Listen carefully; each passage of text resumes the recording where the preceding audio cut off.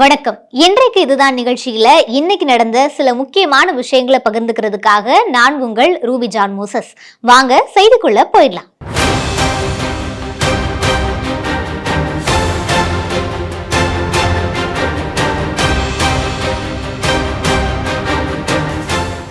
கரூர் துயரச் சம்பவம் தொடர்பா தாவேக தலைவர் விஜய் கிட்ட முதல் நாள் சிபிஐ விசாரணை நடத்தி முடிச்சிருக்காங்க.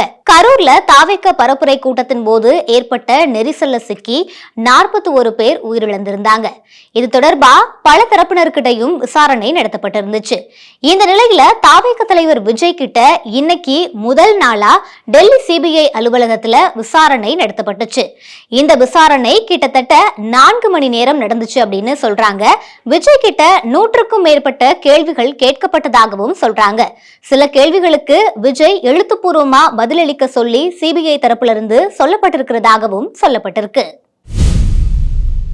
கூட்டணி ஆட்சி தொடர்பா முதலமைச்சர் மு.க. ஸ்டாலினும் மக்களவை எதிர்க்கட்சி தலைவர் ராகுல் காந்தியும் தான் முடிவெடுப்பாங்க அப்படின்னு தமிழ்நாடு காங்கிரஸ் கமிட்டி தலைவர் செல்வ பெருந்தகை திட்டவட்டமா தெரிவிச்சிருக்காரு. எல்லோருக்கும் ஒரு கருத்து இருக்கு. அவருடைய கருத்தை அவர் சொல்லியிருக்காரு. இங்க இருக்கிறவங்க சிலர் எங்க கருத்தை சொல்லியிருக்காங்க. கருத்துரிமை இருக்கு, பேசுறாங்க. முடிவு செய்ய வேண்டியது தமிழ்நாட்டின் இந்தியா கூட்டணியின் தலைவராக இருக்கும் மாண்புமிகு முதலமைச்சர் அண்ணன் தளபதி அவர்களும், எங்களுடைய தலைவர் அகில இந்திய காங்கிரஸ் கமிட்டி தலைவர் மல்லிகார்ஜுன கார்கே அவர்களும், தலைவர் ராகுல் காந்தி அவர்களும் இந்த தேசத்தின் எதிர்க்கட்சி தலைவராக இருப்பவர் நல்ல முடிவு செய்வார்கள். அதை எங்கள் தலைவர் முடிவு பண்ணுவார்.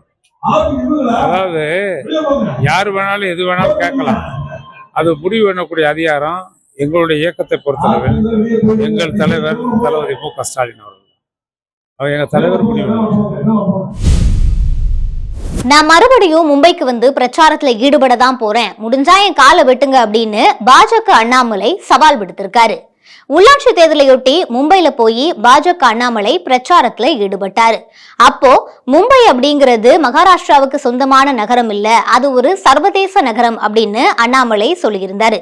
இதற்கு கடும் கண்டனங்கள் எழுந்துச்சு.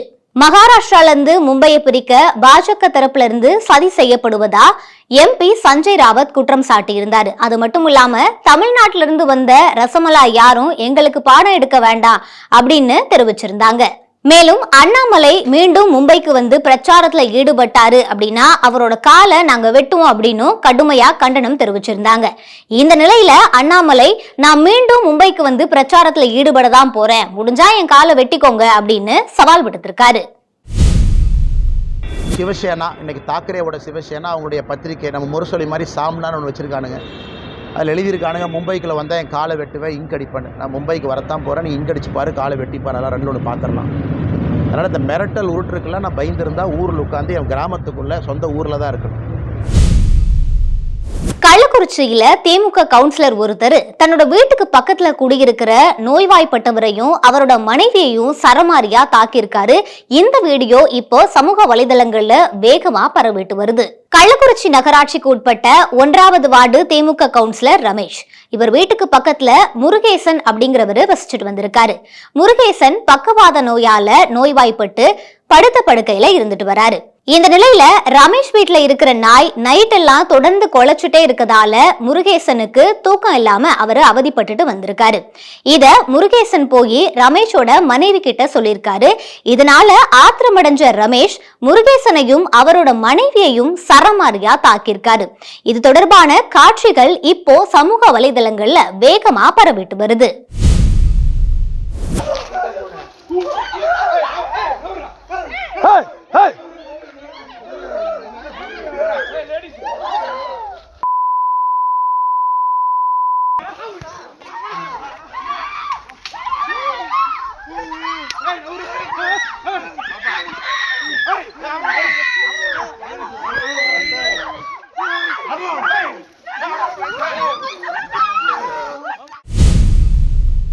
கீழ்ப்பாக்கம் அரசு மருத்துவமனையில வெட்டி கொல்லப்பட்ட ரவுடியோட கொலை சம்பவத்துல சந்தேகம் இருக்கிறதா அந்த ரவுடியோட உறவினர்கள் குற்றம் சாட்டியிருக்காங்க.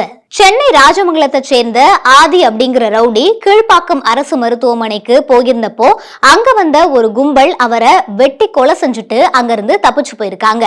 இந்த நிலையில இந்த கொலை சம்பவத்துல எங்களுக்கு சந்தேகம் இருக்கு அப்படின்னு சொல்லி ஆதியோட உறவினர்கள் குற்றம் சாட்டியிருக்காங்க. இன்னும் ஒரு 3-4 பேர் வந்திருப்பாங்கன்னு தான் எங்களோட தகவல். உள்ளே எல்லாரும் வரல, உள்ளே 1-2 பேர் தான் நம்ம தான் வந்திருக்காங்க. அவங்களோட ஐடென்டிட்டி என்ன, அவங்க பேர் என்ன, அதெல்லாம் ஓரளவுக்கு தெரியுது. அதை கொராபரேட் பண்ணி அந்த டீம்ஸ் நடந்துகிட்ருக்கு. அதான் 9 டீம் சொன்னேன்ல, 9 டீம் அதை துரிதமாக சேல் பண்ணிகிட்ருக்காங்க. அப்போ இரவு டியூட்டியில் வந்து ஒரு 10 பேர் இருப்பாங்க. இது டே டைமில் வந்து இன்னும் அதிகமாக போலீஸ் இருக்குது. ஆனால் நைட்டு இப்போ நடந்த ஒரு சம்பவத்துக்கு காவல்துறை அது யார் இருந்தாங்களோ அவங்க வந்து துரிதமாக செயல்பட்டுருக்கணும். அவங்களுக்கு மேலேயும் நாங்கள் நடவடிக்கை எடுக்கிறதுக்கு ஆயத்தமாயிட்டு இருக்கோம். இன்றைக்கு இதுதான் நிகழ்ச்சியில இன்னைக்கு நடந்த சில முக்கியமான விஷயங்களை பார்த்தோம். இதே போல மற்றும் ஒரு நிகழ்ச்சியில உங்களை சந்திக்கிற வரை உங்களிடமிருந்து விடைபெறுவது நான் உங்கள் ரூபி ஜான் மோசஸ்.